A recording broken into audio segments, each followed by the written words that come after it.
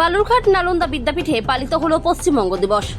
20 June Paschimbanga সরকারের নির্দেশ মেনে আজ বালুরঘাট নালন্দা বিদ্যাপীঠ উচ্চ বিদ্যালয়ে যথাযোগ্য মর্যাদায় পালিত হলো পশ্চিমবঙ্গ দিবস।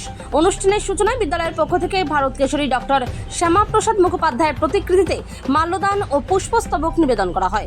উল্লেখ্য, ডক্টর শ্যামাপ্রসাদ মুখোপাধ্যায় কলকাতা বিশ্ববিদ্যালয়ের উপাচার্য থাকাকালীন 1937 সালে তার আমন্ত্রণে বিশ্বকবি রবীন্দ্রনাথ ঠাকুর সমাবর্তন উৎসবে যোগ দেন। সেখানে চলো যাই গানটি গীত হয়েছিল। আজ বিদ্যালয়ের ছাত্রছাত্রীরা সেই গানটিকেই উদ্বোধনী সঙ্গীত হিসেবে পরিবেশন করে। অনুষ্ঠানে ছাত্রছাত্রীদের জন্য প্রবন্ধ রচনা ও স্লোগান লিখন প্রতিযোগিতার আয়োজন করা হয়। এরপর শিক্ষক পার্থ দাস ও তন্ময় দাসের পরিচালনায় পশ্চিমবঙ্গের সমাজ ও সংস্কৃতি বিষয়ক এক আকর্ষণীয় কুইজ প্রতিযোগিতা অনুষ্ঠিত হয়। শিক্ষার্থীরা উৎসাহের সঙ্গে তাতে অংশ নেয়।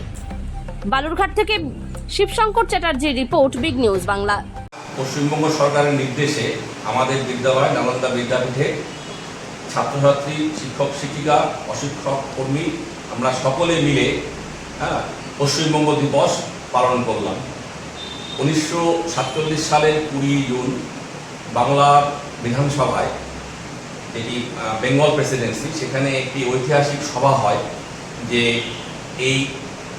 যেগুলো হিন্দু সংখ্যাগরিষ্ঠ অঞ্চল সেটি অখণ্ড বাংলায় যোগ দেবে না তারা একটি আলাদা বাংলা প্রদেশ তৈরি করবে সেই বিষয়ে।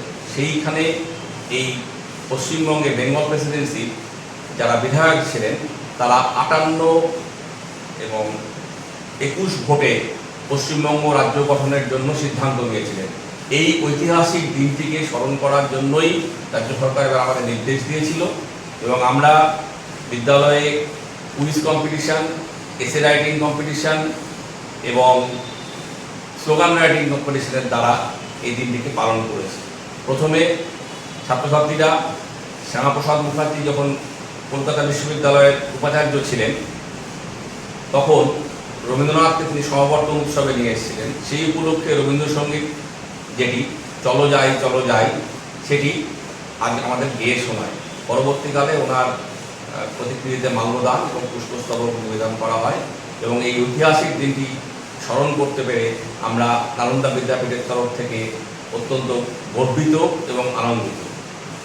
সৌমিত দাস, প্রধান শিক্ষক, নালন্দা বিদ্যাপীঠ, বালুরঘাট।